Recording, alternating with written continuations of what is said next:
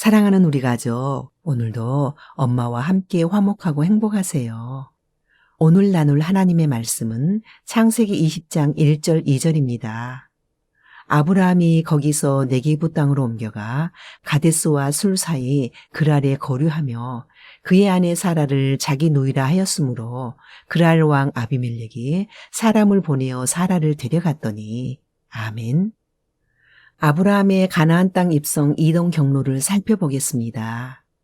아브라함이 하나님의 지시로 고향을 떠나 가나안 땅 북쪽 세겜에 도착하니 하나님께서 이 땅을 자손에게 주신다고 약속해 주셨습니다. 아브라함은 그곳에서 감사의 제단을 쌓고 중부 베델로 옮깁니다. 점점 남방으로 옮겨 살다가 기근이 와서 애굽으로 내려갔는데 그만 두려운 나머지 아내를 누이라고 속이고 맙니다. 다행히 하나님의 도우심으로 전화위복되어 다시 가나안 땅으로 돌아와서 중부 베델에 거류합니다. 하나님의 은혜로 점점 재산이 많아지자 롯의 가족과 함께 살 수 없어서 롯과 헤어지고 나서 남쪽 헤브론으로 옮겨 정착합니다.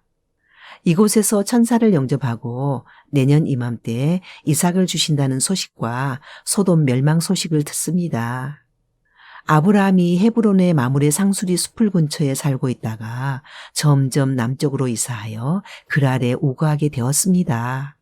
그랄은 가나안 땅의 최남단 국경 지역입니다. 지중해성 기후인 이곳에는 블레셋 족속들이 살고 있습니다. 블레셋 사람들은 전쟁 도발을 일삼는 매우 공격적인 사람들입니다.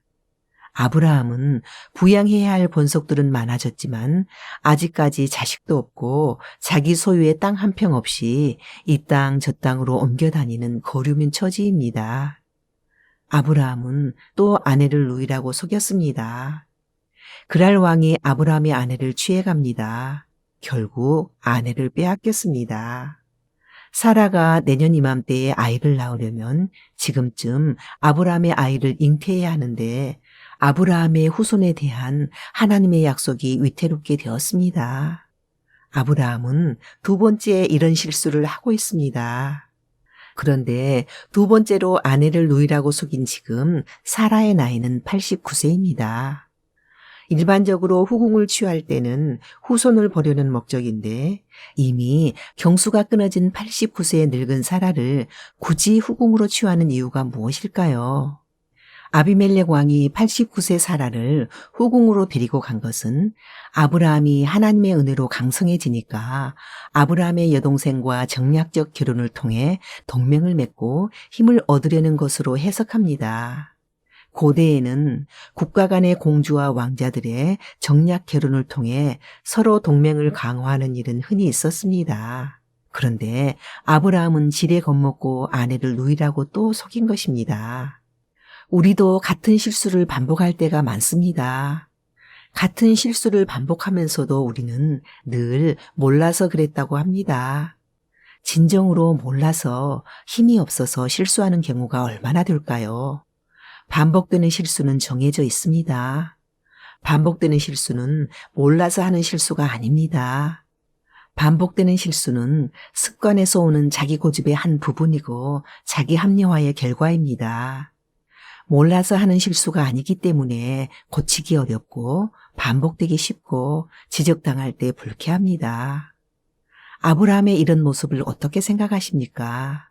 아브라함은 부름받은 지 24년이 지나면서 그동안에 하나님께서 함께 하심을 수없이 체험했지만 문제가 생기니까 여전히 자기 방법으로 문제를 해결하려고 하고 있습니다.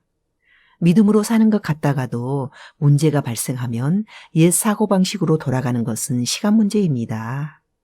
옛날에도 그랬으니까, 다른 사람도 그러니까, 여러분은 어떠십니까?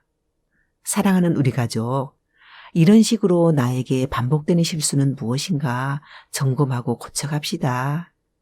약한 나를 강하게, 눈먼 나를 볼 수 있게 나를 일으켜 세우실 분은 하나님뿐입니다. 오늘도 약한 나를 보고 낙심하지 말고 강한 주님 힘입고 승리합시다. 아멘.